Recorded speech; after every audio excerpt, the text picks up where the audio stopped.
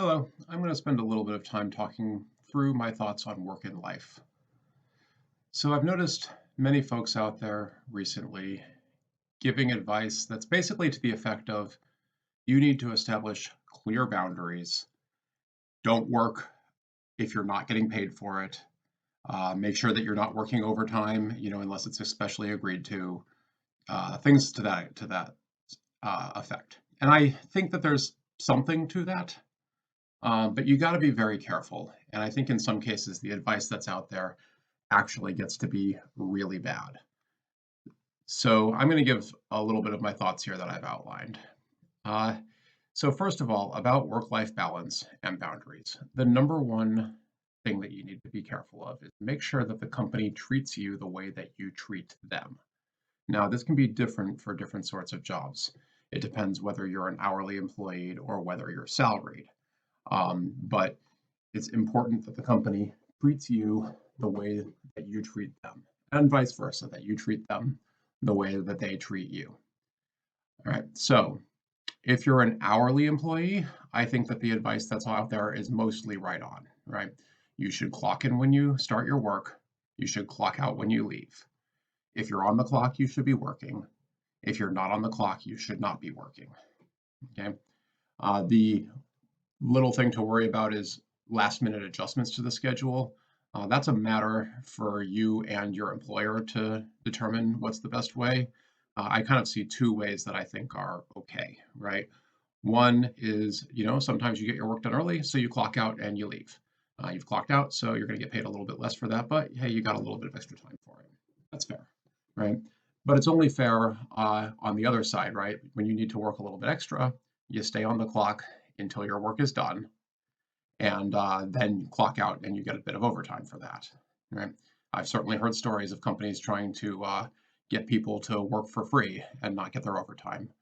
You shouldn't be working in that style, right? You should be getting paid for the time that you're working, but also clocking out when you're done with your work. Um, the other way that it could work is that you just simply always work exactly what is scheduled. No leaving early, no staying late. You got to be careful of companies that want to have it both ways, where, hey, if you can't leave early, but we can make you stay late. You got to be careful of that, right? So you want to make sure that you're being treated the same way that you treat them. So if you're an hourly employee, I think that's the way to think about it. Now, I do think it's a note that sometimes companies will try to do things like give you an official hourly contract, but really treat you like a salaried employee. I think that's kind of between you and the company as to whether you are okay with that. For the most part, I think it's okay. It's kind of a way to get around some of the requirements that if you make below a certain amount, then they're not allowed to have you be a salaried employee, but maybe they want to treat you like a salaried employee. If they honestly treat you like a salaried employee, I kind of think that's fine, but they need to be honest about it, right? You can't be having them at one particular time all of a sudden changing up your hours or whatnot. So um, most of my experience has been in salary positions, and so I'm going to talk a little bit more about how I feel that works philosophically, because that's where I think this advice of setting strong boundaries is not actually great in many cases, right? A lot of folks seem to feel like even when they're in a salary position, hey, I shouldn't be working outside of working hours. If it's the evening, I'm not going to be working. If it's the weekend, I'm not going to be working, right? That may work for some jobs. You may find some employers that are happy with that. And of course, the other side of that is if it is working hours, you better be at work every time without exception, right? And that's where you're going to find the inflexibility. Something comes up in your personal life, it's going to be a pain for you to try to deal with it because you're not flexible with the employer with your off time. All right. So I think it's important to understand that you're treating the employer the way that you want to be treated. Now, the way I've usually worked things is actually completely different. I don't set clear, strong boundaries. If work needs to get done in the evening, I do it in the evening. If it needs to get done on the weekend, I do it on the weekend. The other side of that, if something in my personal life comes up in the middle of the day on a Tuesday, I just deal with that. I don't feel, oh, it's unfair for me to take that time away from my employer. No, I'll deal with what I need to deal with my life, whether it's work or not, at any time, day or night. So I don't really have kind of a work-life balance or a separation of work and life. I have a work-life integration, right? Work is simply a part of my life, and I deal with it when it needs to be dealt with, just as I do with everything else in my life. So if you're salaried, your job is to ensure that your responsibilities are taken care of. Right? It's different than being hourly when your job is to be there at the times that you're needed. If you're working a shift at a store or in a factory or something and you have to be at work at those times. If you're salaried, your job is to make sure that your responsibilities are handled. And that's actually, in some sense, a 24/7 job. Okay. Now, it's possible that you actually need to be at your work site at certain times in order to take care of your responsibilities, but that's not what you're paid for. You're paid for making sure that your responsibilities are handled. So your employer shouldn't really be insisting that you be at work at certain times, right? Uh, if you need to be at work specifically at certain times, you should be paid hourly. Honestly, you really should. So when you're salaried, it's sometimes okay to work a little bit more, but it's also sometimes okay to work a little bit less. I've definitely seen that from companies before where they ask salaried employees to fill out a time card, and if you account for fewer than 40 hours, then they want to charge you vacation time for it. But if you're over 40 hours, well, that's just the nature of being salaried. You don't get any overtime for it. I don't think that that's right. And to be honest, the whole concept of vacation time, I don't think works very well with the salaried employee mentality, which is why I actually kind of like the unlimited vacation time system that's starting to crop up in some places. I think that that works really well with a salaried position. It doesn't work at all with an hourly position, but for a salary position, I think it can. Let me be clear. I think it can work really well. So it can also be abused. So you do have to be careful. All of these things can be abused, and you need to advocate for yourself and make sure that you're not being taken advantage of, and that you're not taking advantage of either. All right.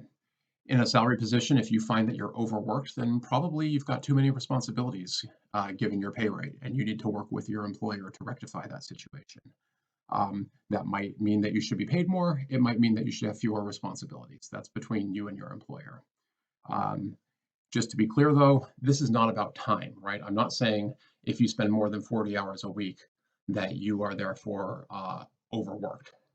It it's a judgment call, and it could be very different for different people. If you're bringing a ton of experience and training to the table and, getting paid a kind of mediocre-ish salary, it may be that, oh, well, only a few hours a week is really what it should take you to handle your job responsibilities. As long as the employer sees you as providing value to the company, then that should be fine, right? So I've heard of some folks that work in IT where they manage to automate a lot of stuff, and then really don't have to work a ton of hours. I think that's great. Good, go for it. And of course, the other side is that, hey, as soon as there's a problem, they have to be on call and ready to fix it. Again, the point is that they're making sure that their responsibilities are handled. Okay. Another side of things, hey, if you've got a great stretch of a salary and you're being paid a lot and you don't maybe bring a little less experience to the table, it may be that you're in a job where it's reasonable to expect that you're working 50 or 60 hours a week in order to handle your responsibilities. Again, that's between you and the employer to figure out. And if you can't make that work, then maybe you gotta find a different employer if you're finding yourself overworked and your employer is unable to work with you. You all need to figure that out. But again, when you're salaried, the point is about making sure that your responsibilities are handled. It is not about being at work at certain times. All right. So, yep, I think that's more or less what I wanted to cover about salaried and hourly employers. Now, about flexibility, I think that that's really important, and I'm going to go onto a little bit of a tangent here about the concept of forgiveness and permission, and then I'm going to talk about how you make sure that you have adequate flexibility in a new salary job. So there's a saying out there that it's better to ask for forgiveness than permission. And I believe in this saying. I think it's a very important saying, but I think a lot of people misunderstand it. Right? So it is better to ask for forgiveness than permission. This does not mean that you go off and do something that you know somebody else will not like, with the idea that you'll ask for forgiveness afterwards, right? It's not that you go off and do bad things or things that somebody else isn't going to like, knowing that you can ask for forgiveness later. That's entirely not the point of this. What it is that you can go off and do something that you think but you don't know that someone else is going to be okay with, right? If it turns out that you're wrong and they're not okay with it, that's when you can ask for forgiveness. But it's important that when you go into it, you have no reason to think that the other party is going to have any kind of a problem with this thing, right? That's the scenario where it's better to ask for forgiveness than permission. Now, why is that? Well, if you go and ask the other party for permission, you are asking them to take on some level of responsibility and possibly even liability for the action that you wish to take. And they may not want that responsibility or that liability. They may not particularly care if you do that thing, but they don't want it on record that they said that it was okay and that therefore they are responsible. That is why you don't go out asking for permission, right? Instead, you just do the thing, right? You go out and you do the thing, and if they don't like it, you can ask for forgiveness later, all right? Now, I think it's important to know there's kind of a reverse of this saying, or another form of this saying. I haven't heard it out there too much, but I think it should be out there a little bit more, right? The way I phrase this is, once you ask for permission, it's too late to ask for forgiveness, right? If you, despite the advice above, or despite what I've just said, if you go out there and ask somebody for permission to do something and it's denied, they say, no, I will not grant you that permission, all right, you're stuck with that now. You can't decide now to just go ahead and do it and ask for forgiveness later, right? You will get yourself in big trouble like that. People will generally not be willing to forgive. You will be ruining relationships by doing that. If you decide to go ahead and ask for permission up front and that permission is denied, you have to live with that and not proceed with whatever it is that you're doing. And this is why it's important not to be asking for permission, because the person denying permission, again, they may not have particularly cared if you had done that thing, but they're not going to want to grant you permission to do the thing. I think that that's very important to understand. So, when do you apply it is better to ask for forgiveness than permission? When you think that the other person is probably okay with whatever it is. Okay? You just go ahead and do the thing. Don't ask them if it's okay. If it turns out that they're not okay with it, then you ask for forgiveness. And of course, you need to then take that into account in your future assessments with that other party as to what would be okay or not. All that said, obviously, there are some times when you should ask for permission, right? If there's a reason to believe that the other party may have an objection beyond simply the question of responsibility or liability, right? If you think that they may have a substantive objection to the action that you wish to take, then it makes sense to ask permission and verify that they don't actually have such a substantive objection.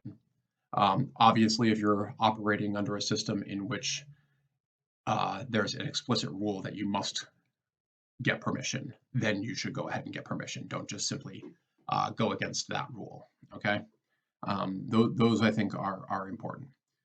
All right. So having set that groundwork with my thoughts on forgiveness and permission, I want to apply that to how do you make sure that you have a good flexibility at a new job. So going back to what I said earlier about salaried jobs and what they are like, I'm going to talk about it in the case of a salaried job. So if it's in an hourly job, you pretty much don't have a great deal of flexibility. The only flexibility you may have is some ability to negotiate what your schedule is going to be. And even that would have to be negotiated in advance. It's never going to be just show up and work when you want and get paid hourly for it and feel free to go home whenever you want. Hourly jobs are pretty much never going to work that way. Right? But if you have a salary job and you're just starting, or perhaps you have a new management or whatever case, and it's important to you to have flexibility. First of all, you should be talking about this to some extent in the interview process. But even having talked about it, it's important to really establish it when you first start the job. And what I just said about forgiveness and permission is going to play into this, right? So very early on in your new job, like within the first week, you need to immediately start taking flexibility. You need to go out of your way to take flexibility, even if you don't really need it at the moment. Make sure that you are stretching that flexibility almost as much as you can manage to. You need to work some weird, non-standard hours. Do work on the weekends and do work at night. And also make sure that you spend time during normal working hours attending to personal matters and not being at work. Make sure that your hours are weird. All right. This gets them used to the idea that that's how you're going to be working. It's not simply going to be a 9 to 5 job for you, right? And it's important, again, don't ask permission to do this. Just do it. All right. If you ask permission, you're likely to be denied. Your manager's going to be thinking, well, how's it going to look for me if somebody on my team is doing this weird stuff? And, oh, well, maybe this other person who, I think might need to talk to them sometime is going to come looking for them and they're not going to find them. By the way, part of this is going to be that you need to make sure that your contact info is out there with everyone you might need to work with. And you should absolutely be responsive. All right. I'm telling you to work weird hours, but that doesn't mean be non-responsive. And that'll get into what I'm just going to say right now, which is that you must very quickly begin delivering high quality results. All right. You want your new employer to be very happy with you, even though you are working weird, highly flexible schedules, right? Any projects that are under your responsibility should be getting done early and under budget and quickly, right? Any pain points that your management has that you can address, they need to be addressed without them even having to think about it, right? Your job responsibilities should be more quickly addressed so management doesn't even need to think about them, right? You want to be sure that you are taking things off of your management's plate and that you're delivering value for your management and for the company, right? At a very, very high level, all right? And you take flexibility while you're doing that, right? As long as you're delivering that value at a high level, any decent manager is going to be very happy with you. They're probably never even going to talk with you about what hours you're working, and you will have quickly established that level of flexibility, which will pay benefits throughout your tenure with that job. Now, if management objects to you taking flexibility, even though you're delivering high results, all right, then again, that's when you ask forgiveness, right? Um, you say, I'm sorry, I'll work a more normal schedule going forward. I also recommend that if they do that, that you start looking for a new job because it's probably not a good place to be working if they're going to be hammering you on some points that don't affect the actual value that you provide to the company. All right. It's also important to call attention to your accomplishments during your meetings with your manager. Your manager needs to know that you're delivering high value. If you simply take stuff off your manager's plate, they should hopefully notice that that's happening, but you want to make sure that they notice it. So definitely call attention to that. So again, you use the principle of it's better to ask for forgiveness than permission. You get this flexibility at a new job. If you're salaried, your job is to make sure that your responsibilities are handled, not to work a certain number of hours. And you want to be integrating your work activities with your life activities. There's not really a difference of now I'm at work, now I'm at home. You're always at both, okay? That doesn't mean that you're overworked and working all the time because you're bringing home issues into working time as well, right? And that's very important. And for a lot of folks, especially today during the pandemic, that is extremely important to be able to have that flexibility to be able to attend to personal and family matters, even during what are traditionally working hours. Okay, so I think that that's extremely important. And I advise anyone starting in a salary position to go ahead and have this sort of a mentality. I believe that if you take the attitude of there's working time and there's home time and never the twain shall mix, first of all, I think most people who are taking that attitude are doing it in a one-way direction. They have no problem attending to personal matters at work and answering texts and talking to their family or their friends while they're at work. But the moment that work, quote unquote, work time is done, certainly not going to answer an email or anything at that point, right? So I think it's a one-way unfair relationship in that way. And then the other thing is that it makes it that much harder to make sure that your work responsibilities are handled, right? The way I'm suggesting doing things is easier, not harder. All right. You'll have an easier life this way by not boxing yourself in and insisting that work be done only during work hours, and that therefore, by the way, home things only be done during home hours, which is almost impossible today.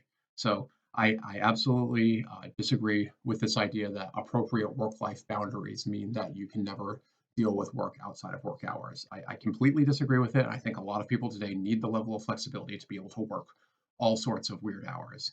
And I think that you can do that while actually delivering higher value to your company and making your management happier while you're doing it. So that's why I advise taking the actions that I just stated during a new job. Immediately start flexing the flexibility, but also delivering high quality results. So from a very high level of overview, those are my thoughts on work and life. So when you see folks on YouTube, advising something other than that, be very careful. Okay. Anyways, stay safe out there and well, let me know what you think. Feel free to comment. I appreciate it. Thanks a lot.